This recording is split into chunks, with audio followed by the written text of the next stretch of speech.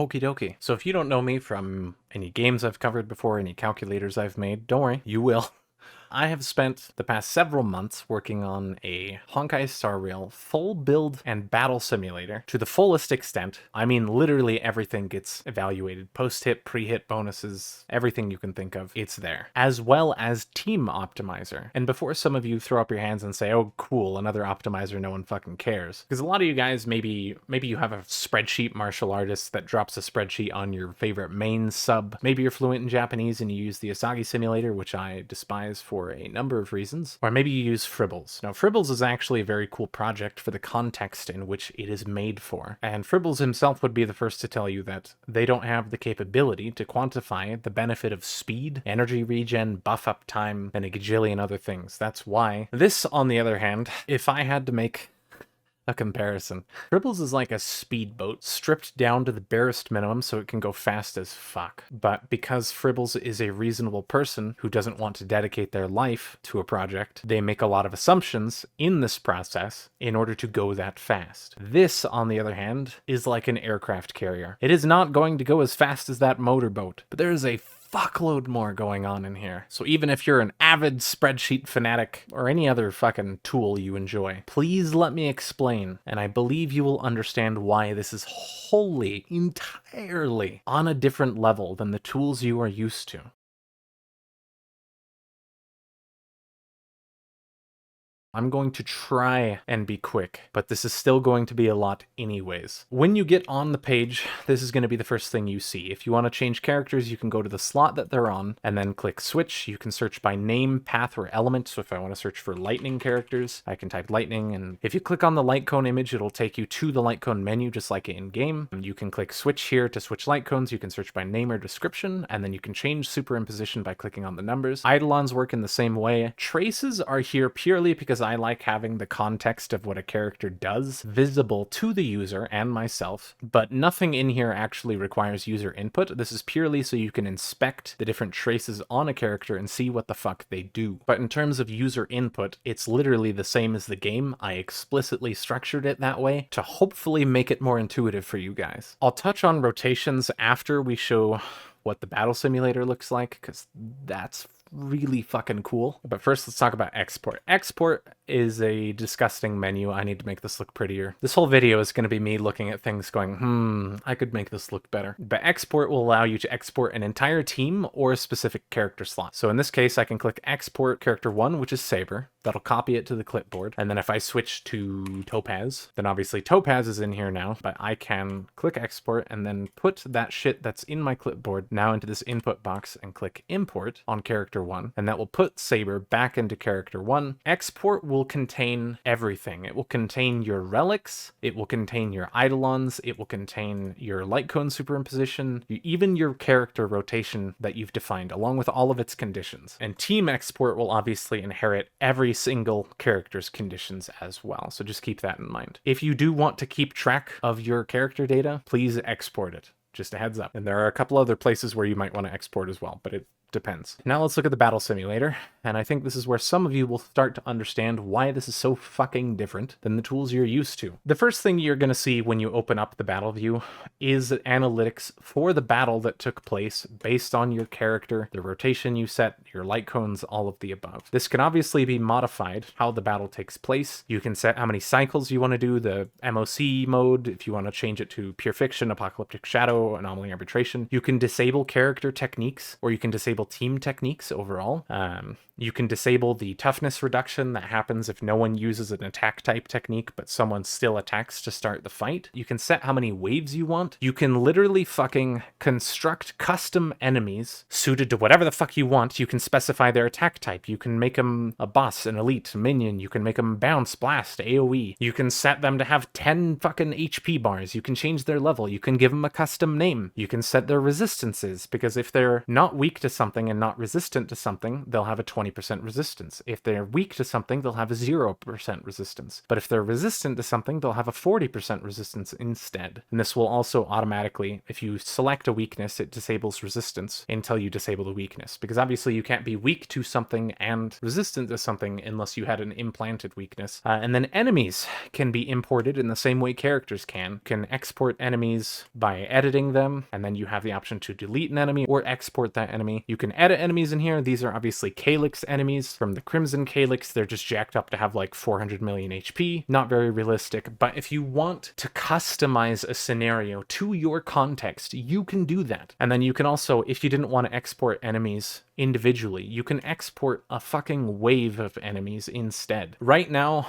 I don't allow you to add MOC mechanics if you wanted to add like grit, but that is extremely easy to add, and it is absolutely something I'm going to be adding later. It's just not there right now. Battle settings, you can change a lot of different shit. Action details is for inspecting literally any given instance within the battle, because you can click on it. You can click here on Saber's technique, and you can see that she's getting a bunch of buffs. She gets core resonance, some other shit. You can inspect Robin's turn start. You can see where her energy is at. You can see what shield amount she has. You can see the action that gets queued, as well as how much that skill point cost is going to be if there is a skill point cost, because not everyone has one. You can also inspect Saber. If characters have special energy bars, I try to accommodate that. So Saber's core resonance displays on her energy bar as extra energy, separate from her standard energy, but you can also see character specific values. So if we go inspect fucking Dan, we can see his Soul Dragon has 0 enhanced turns at this moment that we inspected. We can see that Soul Dragon is on the field, and then we can see that his bondmate target is Saber.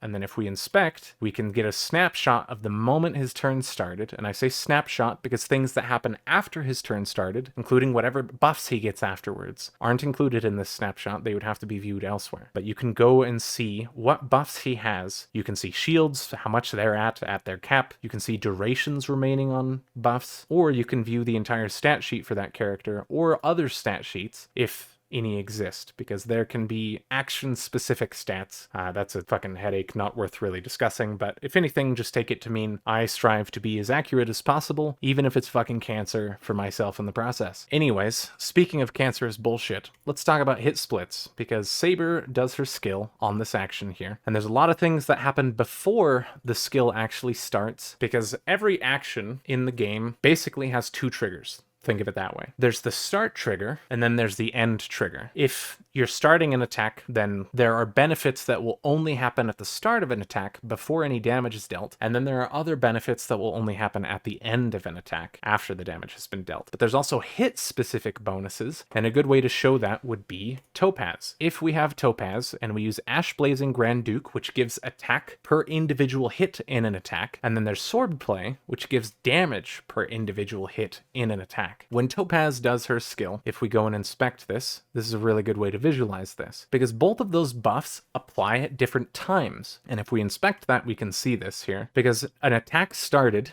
and since Topaz is the bondmate in this simulation, Dan gets energy from Sylvianity, his major trace. But then before the first instance of damage from Topaz actually lands, we get a stack of Ash Blazing Grand Duke, because the attack percent bonus that it gives per hit applies before the hit actually takes place. Meanwhile, Swordplay applies after the damage takes place. And this is literally how the game works, by the way. I'm not just making shit up here. There are so many different buffs that apply at different points in time. Maybe an enemy will only get debuffed after a certain point within the attack after oh so many hits happen. Right? There's buffs that require enemy HP to be evaluated. A good example for that would be Casterus, because everyone's fucking on the Remembrance Battleship right now. Casterus's E1 will give a unique final multiplier to her damage based on enemy HP whenever she hits them. Everything in the simulator is responsive to the state of everything else, and I could ramble for so long about how that works, but I know none of you care. Really, just please understand that I have gone to sickening lengths to try and make sure that everything I do here is as accurate as possible. Here's an obscure fun fact that I am positive no one else knows, other than me and whoever was there when I was testing it on stream. Bronya has a trace called Battlefield that makes it so at the start of the battle, all allies get defense. I think it's 20% for like 2 turns. Most of the shit in this game doesn't work how you think it does, because that trace explicitly says when the battle starts. But I noticed when testing, that's not how it works at all. Battlefield really should say every time an ally enters the field, they get defense for 2 turns. And you can show that by taking Aglaia and Garment Maker. And the moment Garment Maker is summoned at the start of the battle, sure, he's going to get the buff for 2 turns. But if you let Garment Maker die, or even if you let it expire on Garment Maker first before he dies, and then you re-summon Garment Maker later, he gets the defense buff again. Some things in this game are just mega debate. They don't work how you would think. They operate in completely different functions. They apply at different times than you would believe. And these are all things that I check. I check lining damage up in-game to make sure that everything is happening at the right point to apply to the right damage. And it sucks. Back to analytics real quick. Obviously, there's a lot of shit we can inspect here. You can look at overkill damage per action on any given character if there was any. You can inspect overheal, overshield. You can inspect damage per action on a given character. This isn't the only thing that I could let you see. I track almost everything. So if there's something in these menus, analytics-wise, that you want to see, just let me know and I can add it, and it won't take very much time at all. But these are just like basic top-of-my-head things I could think of to show. Other things you can view are buff uptime, because buff uptime, that graph is a little small. I'm gonna have to fix that. Buff uptime can vary on every character. So say we look at a source of Sunday, and the buff we look at is Benison of Paper and Rights. That's Sunday's skill buff. Now, if you visualize this by action value, it's going to look like the buff isn't there for most of the battle. But the reason for that is Benison of Paper and Rights from Sunday only applies for 2 turns. And if we go and inspect this battle, action by action, we can see the point where Sunday at 61.8 action value, which would be around here, applies to Saber immediately, and it advances her to be at the same action value as Sunday. But then because she uses her skill, she happens to get enough core resonance to push her over the advanced threshold, at which point Mana Burst is consumed, she gets a skill point, and her action is advanced. Because of that, she now gets a second turn in the same action value. Now in this case, she gets to do her skill, then she ults, and then ults again because she gets her energy back, and then that's all within the span of her second turn. And then you can see that the second turn ends, and all of Sunday's buffs fall off. So in analytics, the reason why we have the option to view or visualize things by AV, damage dealt, or damage taken is because in this case, action value wise, it's going to look like the buff uptime is shit here. But if you were to graph instead by damage dealt, you would see that almost all of her damage dealt is with Sunday's buff. It's just action value wise, it's not going to visualize properly because the buff was applied and removed within the same action value. So just keep that in mind when you're using this. If you wanted to visualize a stat like crit rate over the entire battle on a given character, you could use that in order to see if you're overcapping or undercapping, or if the buff fell off at a weird point that wasn't visualized very well. In buff uptime, you can visualize skill point gain across the whole battle or loss. Turns, if you want to help yourself speed tune a little, you can visualize turns in case the action order isn't doing it for you. And then custom allows you to do a lot of different things that I think are probably excessive, but maybe some of you will enjoy. But I'm still debating on how to bundle that all on custom in particular. Now let's circle back to conditions, because user-defined conditional rotations are a huge selling point. Oh, I don't know why I have that. Let me get rid of that. Because so often do you see a video where a YouTuber will just shit out calculations with zero context for how they got them. Looking at you, Pridewin, in particular, you can suck my balls. A lot of YouTubers and dumbfuck sites will shit out this stupid rotation and say, oh, well, you need to follow this rotation. Trust. But the game doesn't work like that. The game doesn't so conveniently work in a way that you're always going to be able to follow this strict character rotation every time, where you ultimate basic, skill basic ultimate. Everything will vary based on the context of the battle that you're in, the gear that you have, the enemies that you're fighting. Enemies might hit another character more, giving them more energy when the context that they gave you required one person to be hit every single time, because you get energy whenever your character's hit. There's also the problem in that they might give you a specific rotation to follow, but if you're not at the exact same stats as them, that rotation doesn't work. And so the way we solve this, and also partly rectify the stupid ass autoplay in the game, fucking Robin in particular, I'm sure we've all wanted to strangle at some point, when autoplay decided to use her team-wide advance just before every character was about to go anyways. Cause what the fuck? So we allow you to specify conditions on every action except for basic attack. If a skill condition ever fails, basic attack is the fallback condition that will always be used. Now in this case, we don't have any skill conditions, so that will always return true, other than the permanent condition I have set. And you can view any permanent conditions I have on a character, because not all characters have permanent conditions. Saber has a permanent condition of needing skill points across the team to be greater than or equal to 1, because obviously she has a skill point cost. Someone like Castris wouldn't have this permanent condition because her cost is based on HP, not on skill points. Anyways, an empty AND operator is just going to return true, so she's always going to try and skill as often as she can, which she should. But on ultimate, we have a permanent condition of energy needs to be maxed, go figure. But then we have an AND operator, meaning that everything inside the AND needs to be true in order for the AND to return true and say that the ultimate can be cast. The first condition we have here is a turn condition, saying that turn character specific, and then the character in this case is self. Self is so you don't need to specify what character slot, in case you end up importing her into another slot. And then any part,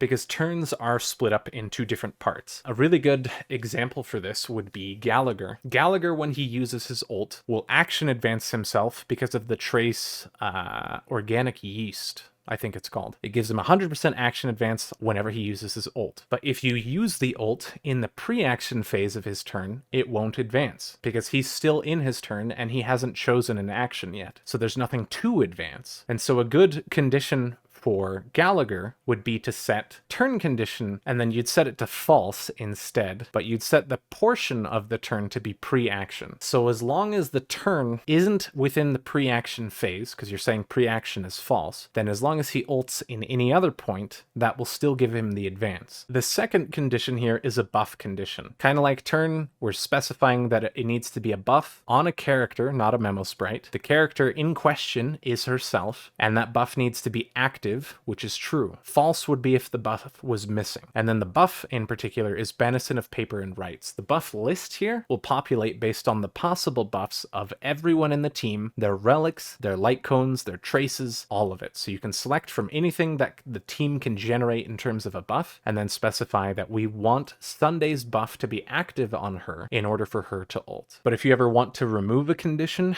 then you can just go delete here and that will remove it. Otherwise, if you want to add a condition, you can just click add condition. And like I said earlier, needs all the conditions within to be true in order for any of it to be true and for the condition to work for the ultimate to launch. Or if you did an or operator, would mean that only one of these needs to be true. So if I set this to or instead, if any one of these were true, no matter how many others were false, then it would still return true and say that the ultimate could work. So there's a lot of different ways you could use that. Character specific values are the things that you see on a turn start inspect. So you could do a character specific value on Saber to see if her basic is enhanced. You can read her core resonance. Saber in particular is really sensitive to this because every time an ally character ults, she gets more core resonance, and the more core resonance she gets, the closer she is to her own action advance. But because sometimes characters can ult at the wrong time, you don't always want characters to ult if she's about to action advance. Like say the next turn is hers anyways. If you action advance and the next turn is hers regardless, that's a fucking waste. You just threw away her action advance. So you can have other conditions on other teammates to read character specific values on Saber to check her core resonance to make sure that they don't ult if she's about to get enough to advance anyways. There's a lot of different shit you can do. Kind of like analytics. If you ever think there's something missing in here in terms of a condition you want, let me know and I can add it. It takes like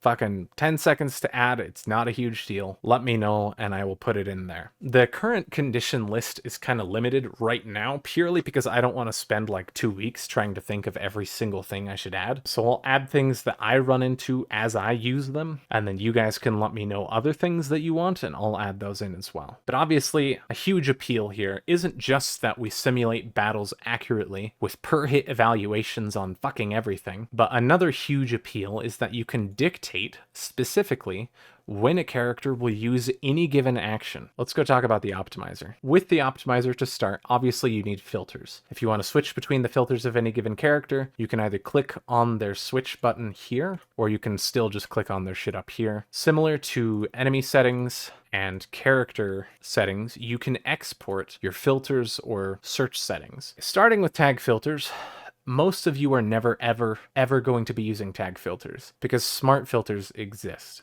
And I need to explain that before I explain the rest of tag filters. Smart filters will basically automatically exclude. Kafka, for example, provides attack from her trace called torture, I think. But that attack is tied to a condition of needing 75% effect hit rate. So say you have Kafka and Saber on the same team. Saber doesn't want effect hit rate ever. If Saber were iterated alone in a search, she would never look at items that have effect hit rate and they would be skipped automatically. But because Kafka is in the team giving attack and she wants attack, in order to get that attack, she will inherit the need for effect hit rate. So Saber with Kafka in the team won't just iterate over items that only Saber wants, she will also iterate over items that give effect hit rate in order to meet this condition. So there's a literal hierarchy of needs defined on every character. If someone like Kafka provides something that someone else wants, they can inherit the need for whatever stat would enable the bonus. And so that's a very simple way to explain smart skips. But if you use tag filters, smart skips get disabled because tag filters sort of are like manual smart filters that you can define. And if you ever define a tag filter, the calculator gives up on trying to do smart skips because it's praying to God that you know better than it, which is unlikely, but maybe you do. And so say you have Archer, you can specify skill point modification. So you want any light cone, bonus, relic, anything that can give skill points and then crit damage and crit rate. But if you do specify tags, you need to make sure you have a big fucking list, because whatever is on this list is the only thing that will ever be allowed on anything. Say Saber has access to no gear that would give skill point modification, then nothing will return in the search because nothing was possible. So you have to be careful when you do use tag filters. Moving on to occlusions. Occlusions would be exclusions or inclusions. An exclusion would be when you don't want to see a specific item ever in your search. An inclusion would be if you only want to see specific items in your search. So say on relic sets, I want to exclude Messenger traversing hacking space from her body sets. That would be an exclusion. But say I only want to see Wave Strider and Scholar Lost in Erudition. That would mean only these two could ever show up in the search on Saber. Exclusion and inclusion kind of do the same thing in that they're filtering out a lot of other options. It's just a matter of how many options. If you only want to exclude a couple things, then you would do an exclusion. But if you only want like one or two items out of the entire pool, that's when you use an inclusion. If you ever wanted to lock, say you don't care about two items. Say you wanted to lock specifically her gear to Scholar Lost in Erudition on both the 2-piece and the 4-piece, then you could set a lock instead. If a lock is set on anything, whatever the occlusion filter is for it will be completely ignored. So in this case, it's never going to iterate over Wave Strider Captain because we've set a lock on Saber to only ever use Scholar. Locks are a little different though. You can lock main stats the same as the other shit as you would expect, but locks offer you substat ranges. So if, say on Saber gets 12% crit rate from her traces, then she gets another 20% crit rate from one of her major traces, and then if Sunday is in the team, and assuming his buff doesn't fall off, that would be another 20% crit rate, meaning Saber, before any of her gear factors in, has 52% crit rate in this team. Meaning, from her substats, she would need at most another 48%. But here, I can specify that for an upper limit on the search, she would need at most 12 rolls. And you can change what roll value it is because relics have minimum rolls, they have middle rolls, and then they have high rolls. And you can change that in the search settings. We'll talk about that later. If you ever wanted to literally lock a specific value into it, you could just set the minimum equal to the max, and that will serve to lock it. Substats account for the most combinations by far. Substats make your searches explode explode in how many combinations there are. So if you are ever able to reduce the amount of possible combos on a stat,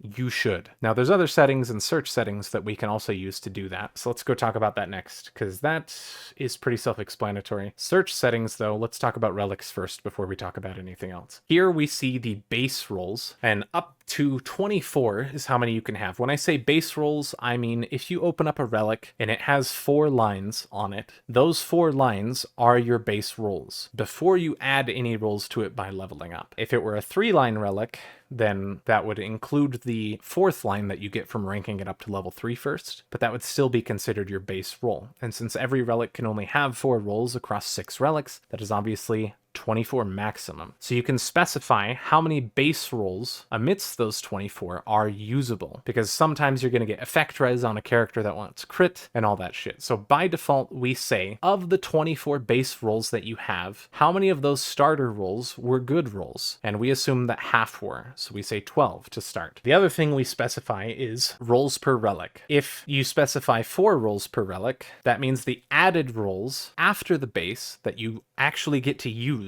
are 4. In order for it to be 4 added rolls per relic, that would have to be a 3-line relic. Because if you rank up 5 times, and one of those times gets consumed just to add the 4th line, that means you have 4 total added rolls that could be on the relic. If you move this up to 5, that means all 4 base rolls were present when you got the relic, and then you have 5 total. Using this setting has a huge impact on search speeds, purely because you add a fuckload of different combinations just by adding 1 more available roll per relic. The last option in the relic settings in particular is failed rolls per relic, because say we got a 4-line relic, and that means we have 5 possible rolls on it. How many of those rolls are going to land on actually good substats? Because maybe you roll all 5 rolls into effect res and then you want to blow your brains out, which is understandable, frankly. So this dictates how many rolls fail to go on a good stat. Relic 2-piece mixing. This one, like substats, is disgusting. If you ever enable it, sure, it will let you iterate over 2-piece mixed sets, but it adds a shitload of combos, and odds are there's almost no character that would have a best-in-slot set that would be a mixed 2-piece set. The argument for 2-piece mixing is weak as fuck, so please do not ever use that setting. Limit to battles 1 makes it so if you are fighting against enemies that can die, only battles that you actually succeeded in the search will be returned as a valid result. If you have enemies that can't die, that means no results will return because you never killed them. So just be aware that depending on the settings you set for enemies, that's not a good setting to use. That's why it's off by default. Disable query length limit is a bad idea, as stated, because that would mean, here, let me just give an example. Let me grab a filter from here. Let me import a filter here, and then I'll set spreads to 8, and let's just start this, just so you can see what I mean.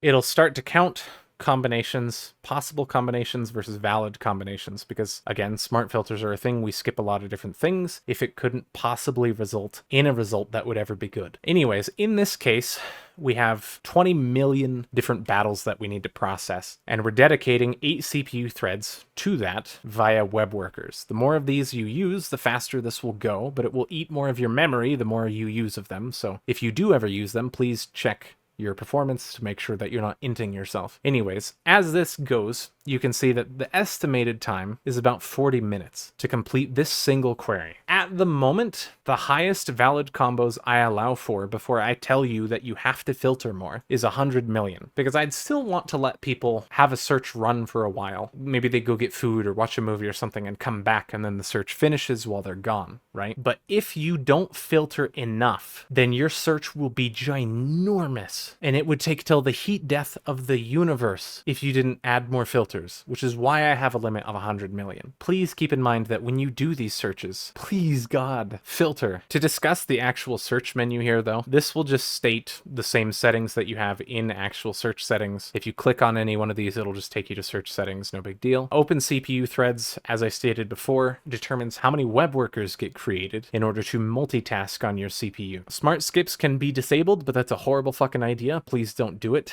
This is the time estimate. Then we have total combos possible is not the amount of battles you're actually going to process. That's just the total number of combinations that would have been possible if we didn't have smart filters in place to handle a bunch of different things. This also includes how many combinations get skipped due to main stat conflicts with substats, because there's a lot of shit that can go on there. So valid combos is the only one that you actually need to care about. When it comes to this, though, this will tell you the total team damage of the best result so far. Now, obviously, in this particular search, we have 38 fucking minutes left. We have a long time to find something better than this. The 28% here is relative to your team damage in the battle view simulator. So we have a team damage total of 12 million or 12.5 million, basically. Now this one so far is at 16 million, so obviously that's a big gain. As it's searching, it will display the best result, the gear involved, and how many total rolls, including added and base rolls, are on that character, and it will also display their speed. Because say you have some huge-ass search, and you're just curious where it's at, what it's looking for, then it will display the speeds so you can see that. In this case, Hyperspeed Sunday ends up being best. Oh, okay. It just switched. That's a perfect example. Hyperspeed Sunday was good up until a certain point in the search, and then it switched to +1 speed saber, and that was a better result. But later, as it iterates over more things, it might find again that Sunday with hyperspeed is better than +1 speed saber. So this is purely to give you an idea of where it's looking at that moment, but please do not interpret this to mean this is the absolute best result that could possibly be over the entire search, or even across all teams and characters, because obviously this search is specific to the context that you have specified. If you filter so heavily that only one result exists, obviously that one result will be best for that search, but that doesn't mean that one result is best for that character. You can absolutely fuck yourself by how you filter. So I know this is kind of an oxymoron, because you need to filter pretty heavily in order to prevent having enough combinations that it would take till the heat death of the universe in order to evaluate, but you also need to make sure that you don't pigeonhole yourself into a build by filtering too hard that you force out any other good options. The team view and battle simulator is meant to be a tool that will help bridge the gap in build crafting experience from new people who just start the game and very experienced people who make their own spreadsheets and suck at it, because most of them do. The optimizer, however, is not a beginner-friendly tool. It is cool as fuck in what it can accomplish.